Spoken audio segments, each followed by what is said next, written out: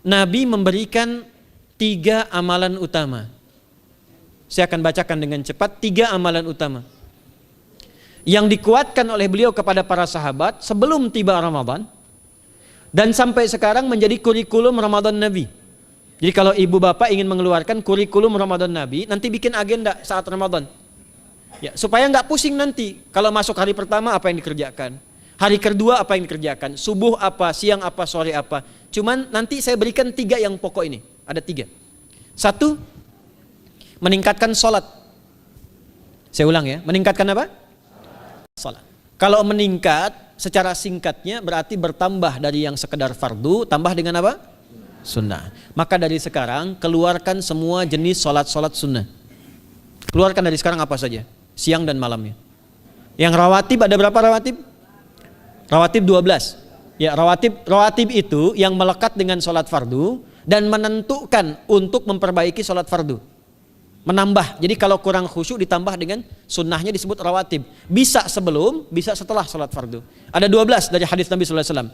Man shalla isnatai asyrata raka'atan, siapa yang sholat 12 rakaat fi yaumin wa lailatin, yang mengiringi sholat fardu siang dan malam, ya, bunyalahu bihinna baitun fil jannah, maka akan dibangunkan baginya satu rumah di surga kalau konsisten menunaikan 12 itu sampai meninggal dunia.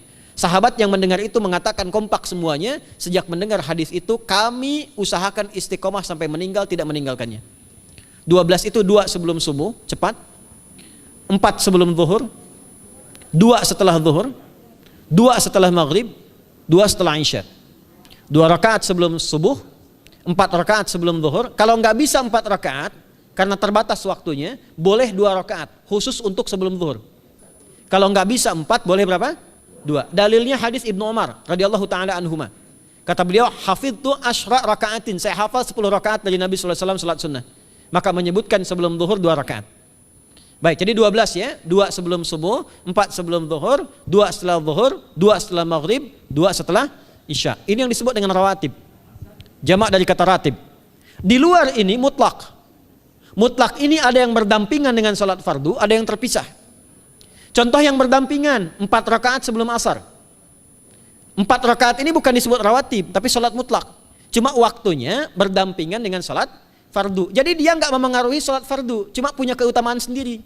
Apa keutamaannya? Hadis Ibnu Umar radhiyallahu taala anhuma, ketika beliau menyampaikan qala Nabi sallallahu alaihi wasallam, rahimallahu ra'an shalla qabla al-asri arba'an. Allah akan menambahkan rahmat pada orang yang terbiasa salat 4 rakaat sunnah sebelum salat asar. Jelas ya? Baik. Kemudian apalagi setelah itu? Salat di antara 2 adzan dan 2 adzan ini, adzan dan iqamah. Ya, di antara adzan dan iqamah. Tahiyatul masjid. Apalagi misalnya salat duha. Duha dibagi 3. Awal duha itu kurang lebih 1,5 jam setelah salat subuh. Subuh sekarang misal 4:30, maka jam 6 muncul awal duha. Namanya syuruk. Saya ulang, salat apa namanya? Syuruk itu salat awal duha. Jumlah rakaatnya 2 rakaat.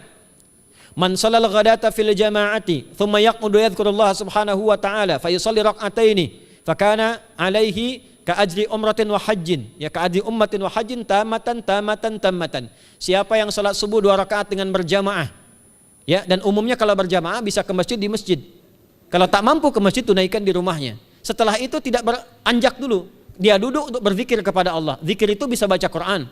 Quran surah 15 ayat 9 itu Quran disebut dengan zikir. Quran surah 54 ayat 17, 22, 32, 40 itu Quran disebut dengan zikir. Bisa baca Quran, bisa berdoa. Doa disebut dengan zikir. Quran surah ke-7 ayat 205. Ya. Bisa dengan apa lagi? Bertafakkur, ya, mengaji, ta'lim, itu disebut dengan zikir. Ali Imran ayat 190 191. Alladzina yadhkuruna Allaha qiyaman wa qu'udan wa 'ala junubihim wa yatafakkaruna fi khalqis samawati wal ard. Ya, disebut dengan zikir. Bisa bertasbih. Zikir pagi petang, kalimat-kalimat thayyibah, ada itu di Quran surah ke-4 ayat 103. Jadi habis salat subuh zikir dulu. Doa dulu, zikir dulu, belajar dulu, tafsir dulu. Setelah itu muncul syuruk. Perjalanannya disebut isyraq, melewati masyrik, 1 tombak bayangan, dia salat 2 rakaat, itu pahala salatnya senilai haji dan umrah. Sempurna. Bukan sudah haji, bukan. Mau kemana? Ibu mau haji dulu? Tidak. Ya, hajinya nanti bulan Dzulhijjah. Tapi senilai haji dan umrah itu 2 rakaat. Awal duha disebut apa? Syuruk. Pertengahan duha sekitar jam 9 jam 10. Jumlahnya 2 sampai 4 rakaat. Ya, 2 sampai 4 rakaat. Apa fungsinya? Satu, mengganti seluruh zikir yang ada dalam tubuh kita.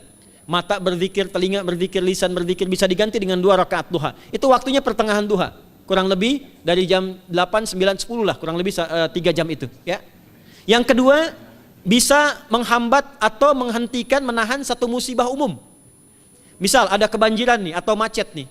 Orang-orang kena macet. Bapak yang biasa sholat duha pertengahan itu tiba-tiba ditolong oleh Allah, dibebaskan. Tiba-tiba ada orang datang, Pak lewat sini di sana macet. Atau dibimbing ada kontraflow. Itu manfaatnya duha tuh.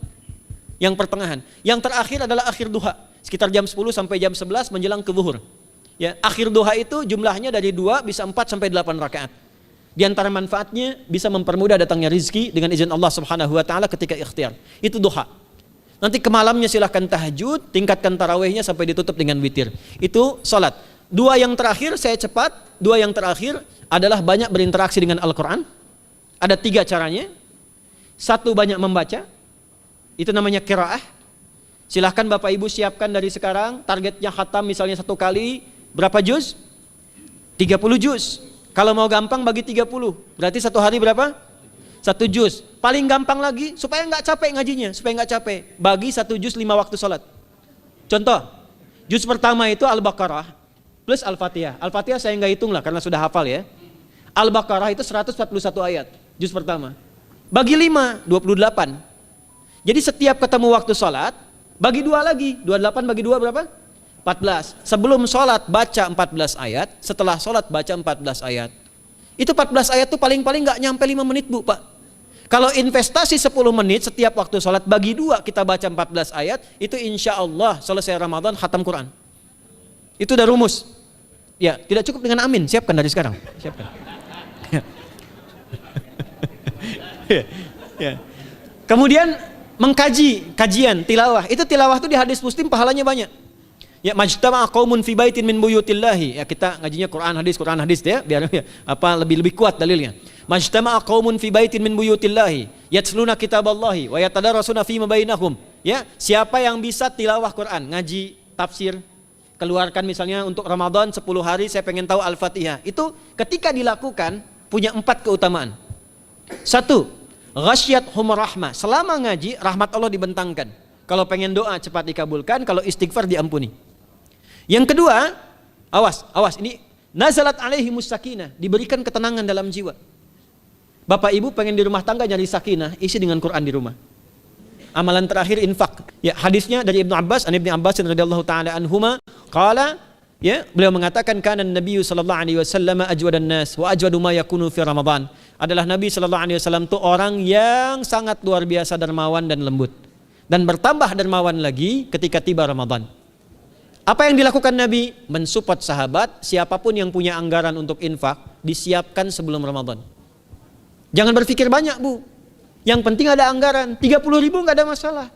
Setiap hari 1.000, tidak harus uang, makanan. Pernah dengar hadis ini nggak? Siapa yang memfasilitasi bukaan orang puasa, walaupun dengan sebiji kurma dan sehirup air, maka dia mendapatkan pahala seperti orang puasa itu tanpa dikurangi sedikit pun. Ada? Hadisnya sahih di At-Tirmidzi. Tapi bukan berarti nyari kurma ke Tanah Abang setiap hari 1. Terus minumnya 1 sedotan aja ganti-ganti. Ya, maksudnya apa? Yang paling minimal kita bisa keluarkan. Itu pahalanya 700 kali lipat dikali 10. Paling standar. 700 kali itu standar biasa di hari ini. Dalilnya Al-Baqarah ayat 261 yang dibacakan Adinda tadi kita itu. Ramadan kali 10 lagi. Maka dari itu disiapkan dari sekarang untuk infak. Kalau kami di desa itu ibu saya selalu kalau Ramadan itu RT-nya setiap rumah. Ini untuk bukaan hari ini rumah A, rumah B, rumah C. Bukaan besok rumah A, rumah B, rumah C. Boleh tuh di PWM Pak dipraktikkan. Ya, misalnya anggota perserikatan siapa dikasih kesempatan. Mungkin nanti yang lain kurmanya, yang ini misalnya jeruknya, yang ini ininya. Setiap ada bukaan ya kirim ke yatimnya, ya kemudian ke pondok-pondok asuhan Muhammadiyah yang tadi disebutkan sekian ribu itu cari pahala. Ya, saya kira itu yang bisa saya sampaikan sampai dengan batas waktu yang diberikan. Semoga bermanfaat dan semoga Allah Subhanahu wa taala memberikan kemuliaan kepada kita semua, kesehatan, dan saya yang terakhir saya ingin sampaikan doa penting. Tolong hafalkan doa ini. Dan ini doa yang diajarkan Nabi menjelang Ramadan. Supaya mendapatkan kesehatan, kekuatan, keselamatan untuk beribadah saat Ramadan. Hadisnya di At-Tirmidzi nomor hadis 3254. Qala, langsung saja qala Nabi sallallahu alaihi wasallam. Allahumma ahillahu alaina bil yumni wal iman was salamati wal islam rabbi wa rabbukallah.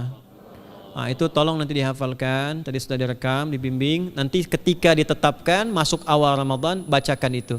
Ya Allah, anugerahkan awal Ramadan kepada kami dengan ketenangan, kedamaian, kekuatan iman, keselamatan, sehat, nggak sakit sampai selesai puasanya, diberikan kekuatan untuk ibadah dalam keislaman dan diikhlaskan hanya karena Allah Subhanahu wa taala. Subhanakallahumma wa bihamdika nasyhadu an la ilaha illa anta nastaghfiruka wa natubu ilaik wa akhiru da'wana anil hamdulillahi rabbil alamin wal 'afu minkum fastabiqul khairat. Assalamualaikum warahmatullahi wabarakatuh.